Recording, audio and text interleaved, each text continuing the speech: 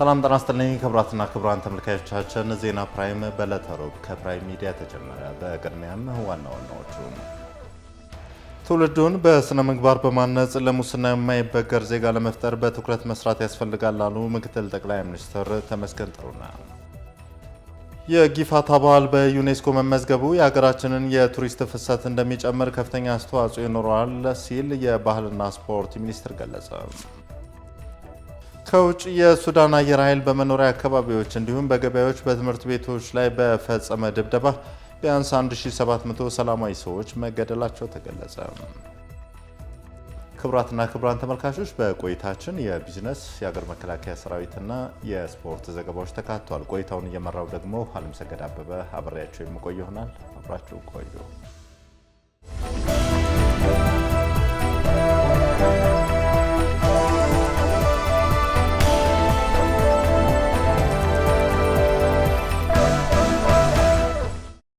ወደ ቀዳሚው ዜና አለፍን።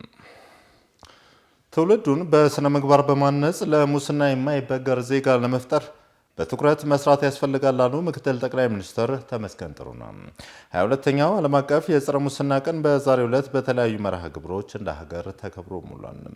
ምክትል ጠቅላይ ሚኒስትር ተመስገን በዚህ ወቅት እንደገለጹት ከሆነ የምናየው ሀገራዊ ለውጥና እድገት የተመዘገበው የመደመር መንግስት መንግስታዊ ሙስናና አእምሮን የሚጠየፍ በመሆኑ ነው ብለዋል። ብሔራዊ የጸረ ሙስና ኮሚቴ በማቋቋም ስለ ጉዳዩ በቂ ግንዛቤ ለመፍጠር እንዲሁም ዘላቂ የመፍትሄ አቅጣጫዎችን ለማመላከት የሚያስችሉ የንቅናቄ ስራዎች መከናወናቸውንም አንስተዋል። ምክትል ጠቅላይ ሚኒስትሩ መንግስት ሙስና መከላከል የሚችለው በሶስት መንገዶች ነው ብለው እንደሚያምኑ ነው ያስረዱት። የመጀመሪያው ራሱ መንግስት ከመንግስታዊ ሙስና ራሱን ነፃ ማድረግ የሚልም ሲሆን ይህም ከዚህ በፊት በኢትዮጵያ መንግስታት ተደራጅቶ የሀገርንና የሕዝብን ገንዘብ የመዝረፍ ልማድ ያስቆመ ስለመሆኑ በምሳሌነት በማንሳት ሌሎች ጉዳዮች ላይም ማብራሪያ ሰጥተዋል።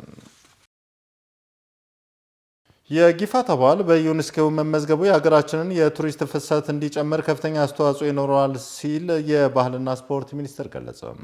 የባህልና ስፖርት ሚኒስቴር የወላይታ ብሔር ዘመን መለወጫ ጊፋታ በዓልም ቅርስነት መመዝገቡን ምክንያት በማድረግ የእንኳን ደስ ያለችሁ መልእክትም አስተላልፏል። በመልእክቱም ጊፋታ በሰው ልጆች ወካይ ቅርስነት መመዝገቡ በዓሉ ባህላዊ እሴቱን ጠብቆ ከትውልድ ወደ ትውልድ እንዲተላለፍ እንዲሁም የሀገራችን የቱሪስት ፍሰት እንዲጨምር ከፍተኛ አስተዋጽኦ ይኖራል ያለው ጊፋታ በወላይታ ሕዝብ ዘንድ ትልቅ ስፍራ የሚሰጠው ታላቅ በዓል መሆኑን የጠቀሰው ሚኒስትሩም ከትውልድ ወደ ትውልድ ሲተላለፍ የመጣ የሕዝቡ የማንነት መገለጫ የሆነ የአሮጌው ዓመት ማብቂያና የአዲስ ዓመት ማብሰሪያ በዓል ስለመሆኑ በማንሳት የእንኳን ደስ ያላችሁ መልእክትም አስተላልፏል። የወላይታ የዘመን መለወጫ ጊፋታ በዩኔስኮ የዓለም ቅርስነት መመዝገቡም ተገልጿል። የወላይታ ሕዝብ የዘመን መለወጫ በዓል የሆነው ጊፋታ በተባበሩት መንግስታት የትምህርት የሳይንስና የባህል ድርጅት ዩኔስኮ በይፋ በዓለም ቅርስነት በትናንትናው ዕለት ማምሻውን ተመዝግቧል። ይህ ታላቅ ምዝገባ የተከናወነው በህንድ ኒው ዴሊ ከተማ እየተካሄደ በሚገኘው 20ኛው የዩኔስኮ የማይዳሰሱ የባህል ቅርሶች ጥበቃ ኮሚቴ ጉባኤ ላይም ነው። ጊፋታ በሰው ልጅ የማይዳሰሱ የባህል ቅርሶች ዝርዝር ስር መካተቱ ብዙዎችንም አስደስቷል። ጊፋታ ከትውልድ ወደ ትውልድ ሲተላለፍ የመጣው የወላይታ ህዝብ የማንነት መገለጫ የአሮጌው ዓመት ማብቂያና የአዲሱ ዓመት መጀመሪያ ባህላዊ አከባበር መሆኑ የሚታወስ ነው። የጊፋታ በዓል በዓለም ቅርስነት በመመዝገቡ የወላይታ ዞን ነዋሪዎች ደስታቸውን እየገለጹ ይገኛል። የወላይታ ብሔር የዘመን መለወጫ በዓል ጊፋታ በዓለም ቅርስነት መመዝገቡን ተከትሎ ህዝቡ በአደባባይ በመውጣት ደስታውን ሲገልጽ ውሏል። በትናንትናው ዕለት በህንድ ኒው ዴሊ በተካሄደው 20ኛው የተባበሩት መንግስታት የትምህርት የሳይንስና የባህል ድርጅት ዩኔስኮ የማይዳሰሱ የባህል ቅርሶች ጥበቃ ኮሚቴ ጉባኤ ላይ ኢትዮጵያ በዓለም ቅርስነት እንዲመዘገብ ያቀረበችው የወላይታ የዘመን መለወጫ በዓል ጊፋታ በሰው ልጅ የማይዳሰሱ የባህል ቅርሶች ዝርዝር ስር መመዝገቡ ይፋ ተደርጓል።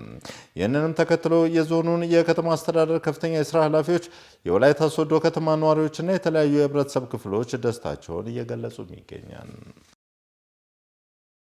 በአፍሪካ ህብረትና በአውሮፓ ህብረት ትብብር የተቋቋመው የኤዩ ዩዝ አክሽን ላብ ለመጀመሪያ ጊዜ በኢትዮጵያ ያዘጋጀው የመማሪያና የመታወቂያ ፕሮግራም በቢሾፍቱ ከተማ እየተካሄደ ይገኛል።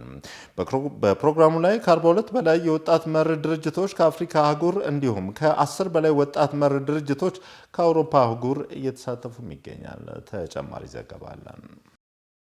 በአፍሪካ ህብረትና በአውሮፓ ህብረት ትብብር በወጣቶች የሚመሩ የተለያዩ ስራዎችን ለመደገፍና ለማጠናከር የተቋቋመው የኤዩ ዩዝ አክሽን ላብ ለመጀመሪያ ጊዜ በኢትዮጵያ ያዘጋጀው የመማሪያና የመታወቂያ ፕሮግራም በቢሾፍቱ ከተማ እየተካሄደም ይገኛል። ይህ ፕሮግራም ታያ በተሰኘ የሀገር በቀል የሲቪል ማህበረሰብ ድርጅት አዘጋጅነት እየተካሄደ የሚገኝም ሲሆን በዚህ ፕሮግራም ላይ ከ42 በላይ የወጣት መር ድርጅቶች ከአፍሪካ አህጉር እንዲሁም ከ10 በላይ ወጣት መር ድርጅቶች ደግሞ ከአውሮፓ አህጉር ተሳታፊ መሆንም ችለዋል። ይህ የኤዩ ዩዝ አክሽን ላብ በሚል በእንግሊዝኛ በተሰየመው በሁለቱ ህብረቶች ጥምረት በሚደገፈው ፕሮግራም ስር የተዘጋጀው የመማሪያና መታወቂያ መድረክ ላይ ተሳታፊ ከሆኑት መካከል በሀገራችን ውስጥ በሴቶችና ወጣቶች ትርጉም ያለው ተሳትፎ እንዲሁም በወጣቶች የስራ ፈጠራ ዘርፍ ላይ ትኩረት በማድረግ የሚሰራው ሀገር በቀል ድርጅትና መነሻውን ታንዛኒያ ያደረገው በአካባቢ ጥበቃ ላይ የሚሰራው የወጣት መር ድርጅቶች የሚጠቀሱም ናቸው። የድርጅቶቹ ተወካዮችን በመድረኩ ላይ በመሳተፋቸው ያገኙትን ጠቀሜታ ለፕራይም ሚዲያ ሀሳባቸውንም አጋርተዋል። ያው መነሻችን ሁሉም ወጣት አሁን የቴክኖሎጂ ዘር ያለንበት ዘመን ያለው አድቫንስመንት ቼንጂንግ በየጊዜው በጣም በፈጣን ሁኔታና እንዴት አድርገን ነው ኤቲካሊ ይሄ ያለውን የሂውማን ዲግኒቲን አስፔክት ሪስፔክት ኦፍ ሂውማን ራይትስ ይህን ነገሮች ሰውነታችንን ሳያጠፋው ለጥሩ ለሆነ አላማ የምናውለው የሚለውን በማሰብ ነው። አሁን ያለንበት እንደ ፕሮብለም ሳይሆን ግን ከጊዜው ጋር ስንሄድ የሚረሱ ነገሮች አሉ። ይሄ ጉድ ገቨርናንስ የምንላቸው ትራንስፓረንሲ፣ አካውንታቢሊቲ የምንላቸው ነገሮች በቀላሉ ሊዘነጉ ይችላሉ ማለት ነው። ሶ እኛ በምንሰጣቸው የአድቮኬሲ የካፓሲቲ ቢልዲንግ ስራዎች እነዚህ ነገሮች ወጣቶች ቴክኖሎጂን በጣም ጥሩ ለሆነ ሁኔታ ለኢምፓክት እንዲጠቀሙበት ለማድረግ ነው የምንሰራው ማለት ነው። Our organization is working for empowering young people. የኛ ድርጅት ዋነኛ ዓላማው ወጣቱን ማብቃት ሲሆን ያላቸውን ክህሎትና እድሎችን የሚጠቀሙበትን መንገድ መፍጠር ላይ ያተኩራል። በኤዩ ዩዝ አክሽን ፕሮጀክት ድርጅቶችን በዋነኝነት የአካባቢ ጥበቃ ላይ ትኩረቱን ሰጥቶም ይሰራል። በተለይ ሴቶችና አካል ጉዳተኞች በዚህ ውስጥ ትልቁን ድርሻ ወስደው እንዲቀሳቀሱም ያደርጋል። በዚህ ውስጥም የአካባቢ ጥበቃ ዋነኛ የመንግስት ትኩረት ሆኖ እንዲሰራ ወጣቶችን በትልቁ እያንቀሳቀስንም እንገኛለን። እድሜው ከ15 እስከ 35 እድሜ ክልል ውስጥ የሚገኘው የወጣቱ ማህበረሰብ በሀገራችን ኢትዮጵያም ሆነ በሌላው የዓለማችን ክፍል ለዘርፈ ብዙ ችግሮች ተጋላጭ ሆኖም ይታያል። ካለው የልማት ተሳትፎ ድርሻና የቁጥር ምጣኔ አንጻርም ወጣቱን መደገፍና ከወጣቱ ጋር መስራት ዋጋው ከፍ እንዲልም ያደርገዋል። በአፍሪካና በአውሮፓ ህብረት የገንዘብ ድጋፍ ሰጭነት በቢሾፍቱ ከተማ እየተካሄደ የሚገኘው ይህንን መድረክ ያስተባበረው በሀገራችን በሴቶችና ወጣቶች ትርጉም ያለው ተሳትፎ እንዲሁም በወጣቶች የስራ ፈጠራ ዘርፍ ትኩረት በማድረግ የሚሰራው ታያ የተሰኘው ሀገር በቀል የሲቪክ ማህበረሰብ ድርጅት የዚህን ዓለም አቀፍ መድረክ ማዘጋጀቱ እንደ ሀገርም አጠቃላይ ስላለው ጠቀሜታ ሀሳባቸውን ያጋሩት በታያ ድርጅት የፕሮግራም ማናጀር የሆኑት ዶክተር ሉሊት ዮናስም ናቸው። ዛሬ እዚህ የተገናኘንበት ምክንያት በአፍሪካን ዩኒየን እና ዩሮፒያን ዩኒየን ጥምረት የሚሰራ ፕሮጀክት አለ፣ ዩዝ አክሽን ላብ በመባል የሚጠራ። በዚህ ፕሮጀክት ፈንድ የሚደረጉ የተለያዩ የወጣት ድርጅቶች አሉ። በአፍሪካና በዩሮፕ ውስጥ የሚገኙ 17 አገራት ውስጥ የሚገኙ ኦርጋናይዜሽኖች አሉ። በእነዚህ 17 ሀገር ውስጥ ያሉ ወደ 40 የሚጠጉ ድርጅቶች የሚሰሯቸው ወጣትን ተኮር አድርገው የሚሰሯቸው የተለያዩ ፕሮጀክቶች አሉ። እነዚህን ፕሮጀክት የሚተገብሩትን ወደ 40 የሚጠጉ ኦርጋናይዜሽኖችን አንድ ላይ ለማምጣትና የመማማር የመተዋወቅና ኔትወርክ የማድረግ እድል ለመፍጠር የተገናኘ ነው። ከዚህ ሚቲንግ በኋላ ይሄ አሁን የአንድ አመት ፕሮጀክት ነው። እነዚህ ድርጅቶች እየተገበሩ ያሉት የአንድ አመት ፕሮጀክት ነው። 6 ወር ይቀረዋል። ስለዚህ ከዚህ ሚቲንግ ያገኙትን አዲስ እውቀት፣ አዲስ ኮኔክሽን በመተባበር በሀገር ብቻ የተወሰነ ሳይሆን ዓለም አቀፋዊ በአህጉራዊና ዓለም አቀፋዊ ትብብርን ለመጨመር የወጣቶች ጉዳይ በአንድ ሀገር ብቻ የሚወሰን ስላልሆነ በአፍሪካ ውስጥም በዩሮፕ ውስጥም ያሉትን የወጣቶች ጉዳዮችን ለመቅረፍ አብረው የሚሰሩበትና መፍትሄ አብረው የሚያመጡበትን ኦፖርቹኒቲ ይፈጥርላቸዋል ብለን እናስባለን። ለወጣቶቹ ይህንን የትውውቅና የመማሪያ የጋራ መድረክን በገንዘብ በመደገፍ በኩል ትልቁን ድርሻ ያበረከተው አንደኛው የአውሮፓ ህብረትም ነው። በአውሮፓ ህብረት የአፍሪካ ልዑክ የዩዝ አክሽን ላብ የፕሮግራም ማናጀር የሆኑት ሚካኤል ሩዝም በመድረኩ መገኘትም ችለዋል። ታዲያ ኃላፊው ለዚሁ ድጋፍ ምን እንዳነሳሳቸው ሀሳባቸውንም አጋርተውናል። Well, we have seen that youth is really like important. It's important in Europe. It's very important in Africa. ባልሚጠራ በዚህ ፕሮጀክት ፈንድ የሚደረጉ የተለያዩ የወጣት ድርጅቶች አሉ። በአፍሪካና በዩሮፕ ውስጥ የሚገኙ 17 አገራት ውስጥ የሚገኙ ኦርጋናይዜሽኖች አሉ። በእነዚህ 17 ሀገር ውስጥ ያሉ ወደ የሚጠጉ ድርጅት የሚሰሯቸው ወጣትን ተኮር አድርገው የሚሰሯቸው የተለያዩ ፕሮጀክቶች አሉ። ሶ እነዚህን ፕሮጀክት የሚተገብሩ ኦርጋናይዜሽኖችን አንድ ላይ ለማምጣትና የመማማር የመተዋወቅና ኔትወርክ የማድረግ እድል ለመፍጠር የተገናኘ ነው። ይህንን መረጃ እስካጠናከርንበት ሰዓት ድረስም ከ42 በላይ የወጣት መር ድርጅቶች ከአፍሪካ አህጉር እንዲሁም ከ10 በላይ የወጣት መር ድርጅቶች ከአውሮፓ አህጉር በመድረኩ ላይ መሳተፋቸውን ለማወቅም ችለናል። በኦሮሚያ ክልል ዘመናዊ የግብርና ቴክኖሎጂዎችን በመጠቀም የአርሶ አደሩን ምርትና ምርታማነትን ማሳደግ የሚያስችሉ ስኬታማ ተግባራት እየተከናወኑ መሆኑን የክልሉ ምክትል ፕሬዝዳንት አወሎ አብዲ ገለጹ። አቶ አወሎ አብዲ በክልሉ ሰሜን ሸዋ ዞን ደብረ ሊባኖስ ወረዳ በኩታ ገጠም በመኸር እርሻ የለማ ስንዴ አጨዳ እንዲሁም በውጫሌ ወረዳ የመስኖ ስንዴ የመዝራት ስራንም አስጀምረዋል። ምክትል ፕሬዝዳንቱ በዚህ ወቅት እንዳሉት ከሆነ የተሻሻሉ የግብርና መሳሪያዎችንና የተሟላ ግብዓት በመጠቀም አርሶ አደሮች ምርታቸው ከሀገር አልፎ ለውጭ ገበያ ማቅረብ መጀመራቸው የሚበረታታ ነው ያሉት። በክልሉ ዘመናዊ የግብርና መሳሪያዎችን በመጠቀም የተሰሩ ስራዎች ምርትና ምርታማነትን በማሳደግ በኩል ትልቅ ውጤት ማስገኘታቸውን ገልጸዋል። በዚሁም በግብርናው ዘርፍ በመታገዝ ከተረጅነት በመላቀቅ እንዲሁም በምግብ ዋስትና ራስን በመቻል ሁለንተናዊ ብልጽግና ማረጋገጥ የሚያስችል ምርታ ማስመዝገብ መቻሉን አመላክተዋል። በበጋ መስኖ ስንዴ ልማት በዓመት ከ2 ጊዜ በላይ በማምረት ትልቅ ውጤት መገኘቱን ጠቅሰው በዘንድሮ የበጋ መስኖ ስንዴ ልማት ከባለፉት ዓመታት የተሻለ ውጤት ለማስመዝገብ እየተሰራ ስለመሆኑም ጠቁመዋል።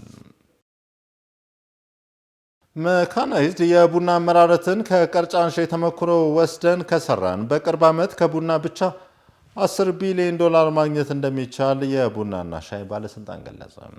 ቀርጫንሼ ብቸኛ ሀገር በቀል ድርጅት ቡናን መካናይዝድ በማድረግ በሄክታር 62 ኩንታል ማግኘት የቻለና የውጭ ምንዛሬን በስፋት እያስገኘ ያለ ድርጅት መሆኑም ተገልጿል። በዚህ ዙሪያ አለማየሁ ኃይለማርያም ተጨማሪ ዘገባ አለው።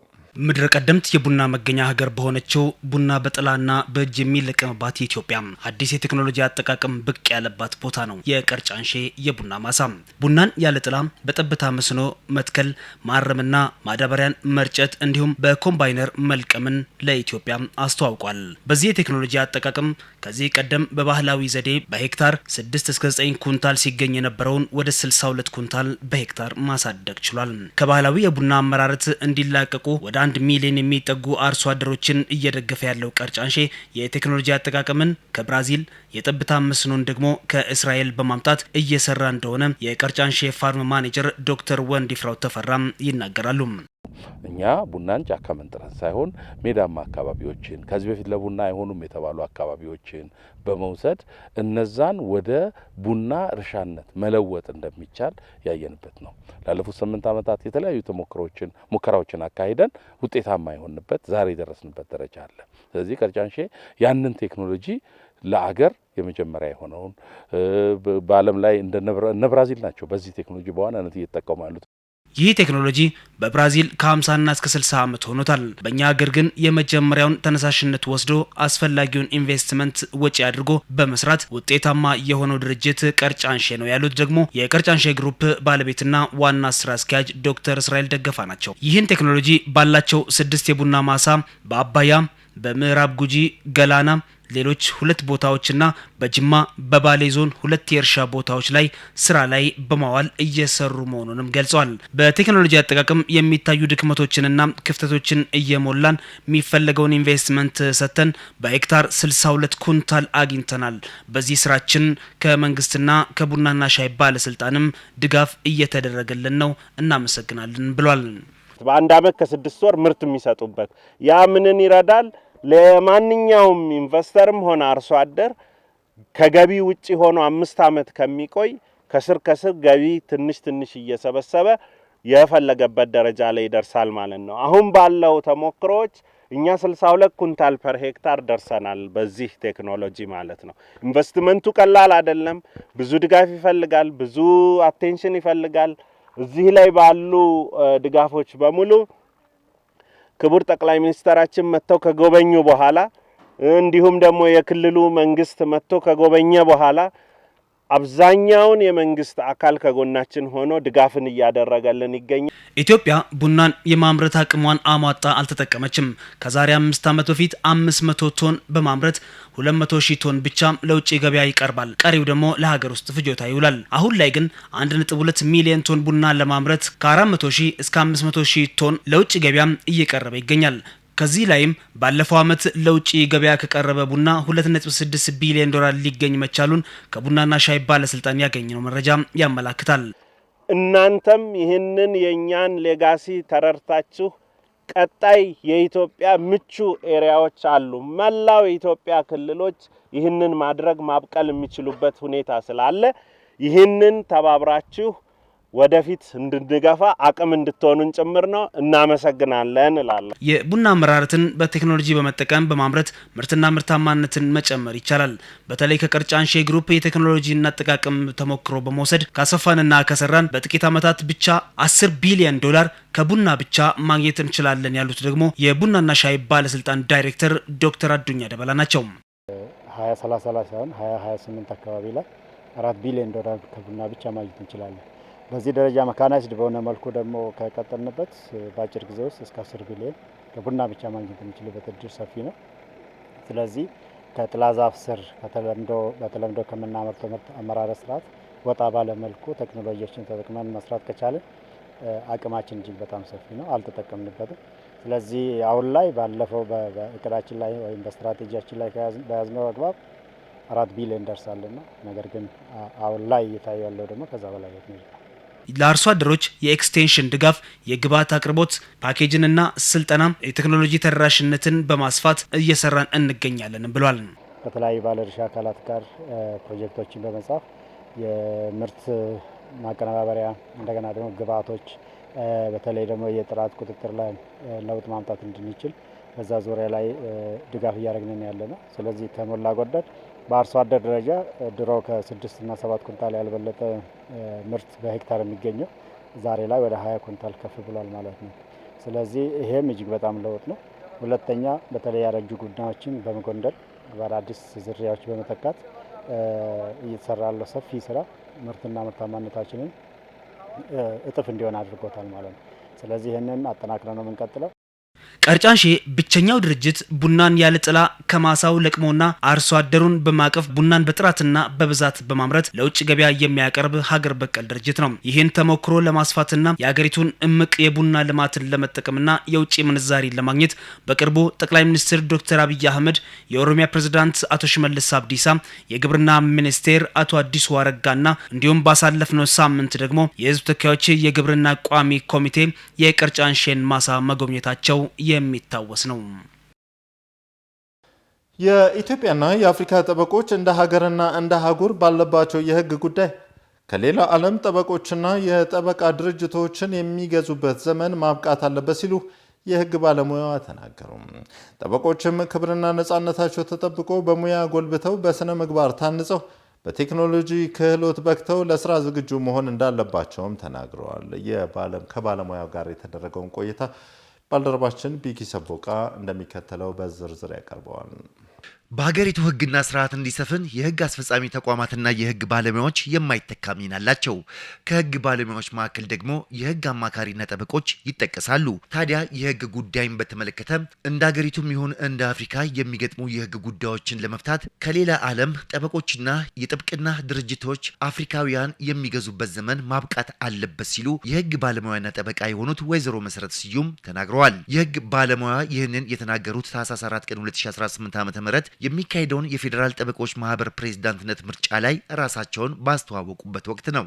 በተዘጋጀው መድረክ ላይ ወይዘሮ መሰረት እንዳሉት ኢትዮጵያውያንና አፍሪካውያን ከሌላ ዓለም የሚያቆማቸው ጠበቆችና የጥብቅና ድርጅቶች ሊቆሙ ይገባል። የሚወጣው የውጭ ምንዛሪም ለሀገሪቱና ለአህጉሪቱ መዋል አለበት ሲሉ ተናግረዋል። ለፌዴራል ጠበቆች ፕሬዝዳንትነት የሚወዳደሩት ወይዘሮ መሰረት ራያቸውን ሲያካፍሉም እንዳሉት የጠበቆች ክብርና ነጻነት ተጠብቆ በሙያቸው ጎልብተው በስነ ምግባር ታንጸው በቴክኖሎጂ ክህሎት በቅተው ዝግጁ እንዲሆኑም እሰራለሁኝ ብለዋል። የጥብቅና ሙያ ተግዳሮቶችና የችግሩ ፍሬ ብቻ ሳይሆን የችግሩ ስር ተነቅሎ ባለሙያው የሙያው ዳራ በዓለም ደረጃ የደረሰበት ዳራ ላይ እንዲደርስም መሰራት አለበት ብለዋል። የጥብቅና ድርጅቶች የወንድና የነጭ ነው የሚለው ብሂል የሴትም የወንድም የነጭም የጥቁርም የሁሉም ወንድና ሴት መሆን አለበት በሚል ብሂል መተካት አለበት ሲሉም ገልጸዋል።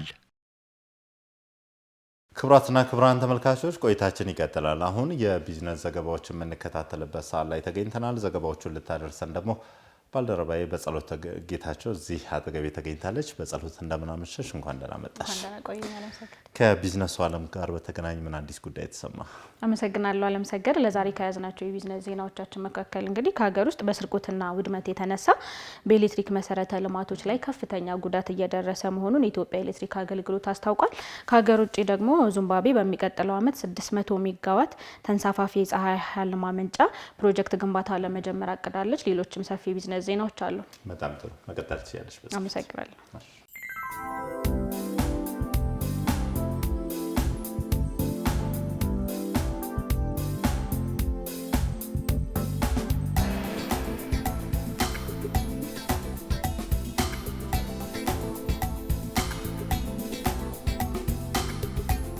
በስርቆትና ውድመት የተነሳ በኤሌክትሪክ መሰረተ ልማቶች ላይ ከ114 ሚሊዮን ብር በላይ የሚገመት ጉዳት መድረሱን የኢትዮጵያ ኤሌክትሪክ አገልግሎት አስታወቀ።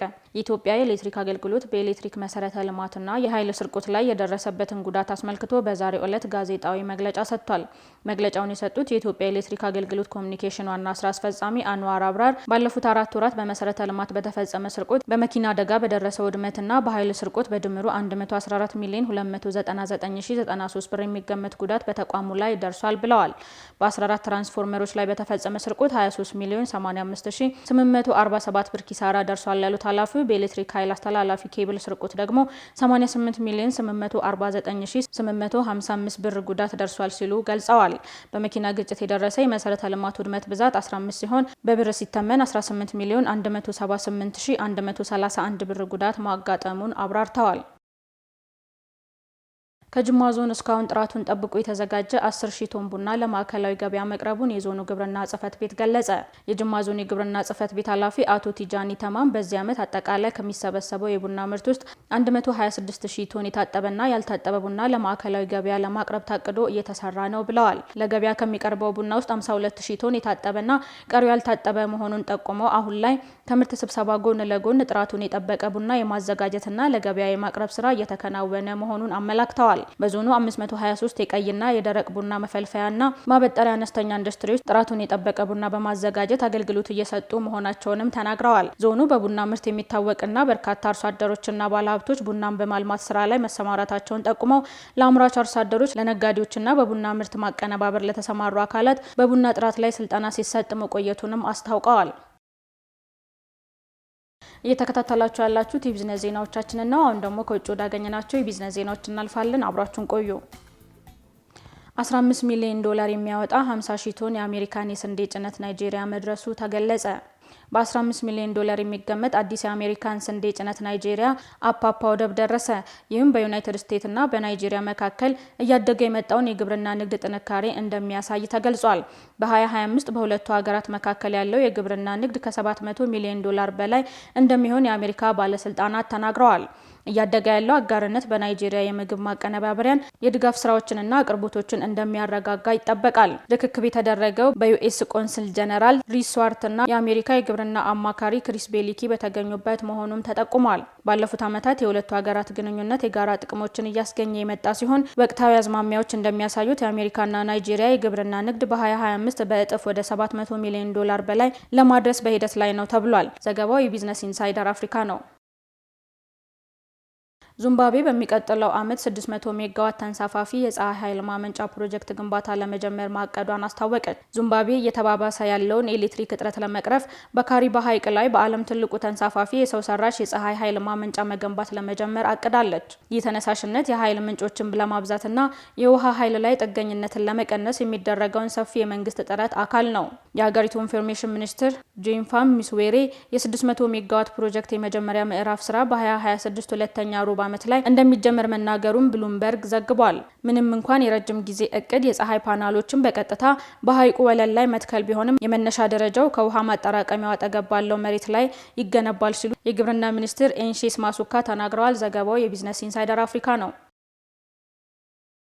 ለሳቱ ያዝናቸው የቢዝነስ ዜናዎች ይህን ይመስሉ ነበር። ቀሪ ፕራይም ዜናዎች ይቀጥላሉ። መልካም ቆይታ።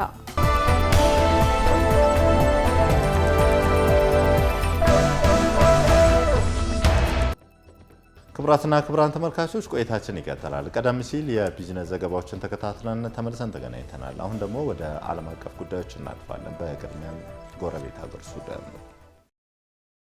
የሱዳን አየር ኃይል በመኖሪያ አካባቢዎች፣ በገበያዎች፣ በትምህርት ቤቶችና በተፈናቀሉ ሰዎች መጠለያዎች ላይ በፈጸመው ድብደባ ቢያንስ እስካሁን 1700 ሰዎች መገደላቸው ተገለጸ።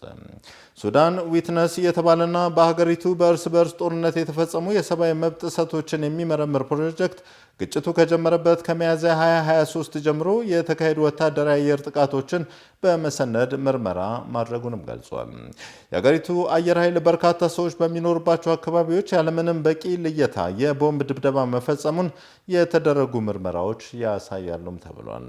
መረጃዎች የተሰባሰቡት በጦር አውሮፕላኖች የተፈጸሙ ጥቃቶች ላይ ብቻም ሲሆን የዚህም አቅም ያለው የሱዳን ጦር ኃይል ብቻ ስለመሆኑ በማስታወስ የዘገበው ቢቢሲ ነው።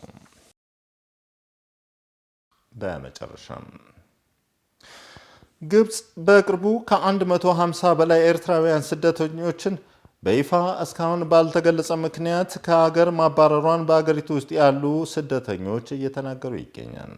ይህ እርምጃ የተወሰደው ኤርትራውያን በብዛት ከሚኖሩበት የካይሮ ከተማ አካባቢ እንዲወጡ ተደርጎ በተለያዩ እስር ቤቶች ውስጥ ለወራት ከታሰሩ በኋላ ስለመሆኑ በግብጽ የሚኖረው ኤርትራውያን ለቢቢሲ መናገራቸውም ተሰምቷል። ሌሎች ኤርትራውያን በበኩላቸው ይህ ስደተኞቹን የማስወጣት እርምጃ አሳሳቢ የሆነው ኢላማ ያደረገው ሴቶችና ፍቃድ ያላቸውንም ጭምር ያካተተ መሆኑን አንስተዋል። አንዳንዶች ከስራ ቦታቸው ላይ ያሉ ተይዘው መወሰዳቸው ችግሩን የከፋ እንደሚያደርገውም ነው እየተናገሩ የሚገኙት። እድል አክሎም አንዲት ሴት ከስራ ቦታዋ ተይዛ ልጇን ትታ መታሰሯን ገልጾ ልጇ ጓደኞቿ ጋር ለተወሰነ ቀን ከቆየ በኋላ ከግብጽ ልትባረር ትችላለች በሚል ስጋት ጓደኞቿ ልጁን እስር ቤት ድረስ ይዘውላት ቢሄዱም የግብጽ ፖሊሶች ፈቃደኛ ባለመሆናቸው እናትና ልጃቸውን ተለያይተው እንደሚገኙ ምሳሌዎችን በማስታወስ የዘገበው ቢቢሲ ነው። ክቡራትና ክቡራን ተመልካቾቻችን ለዕለተ ሮብ ዜና ፕራይም ከፕራይም ሚዲያ የተከታተላችሁትን ይመስላል። አለም ሰገድ አበበ ነበርኩኝ። አመሰግናለሁ።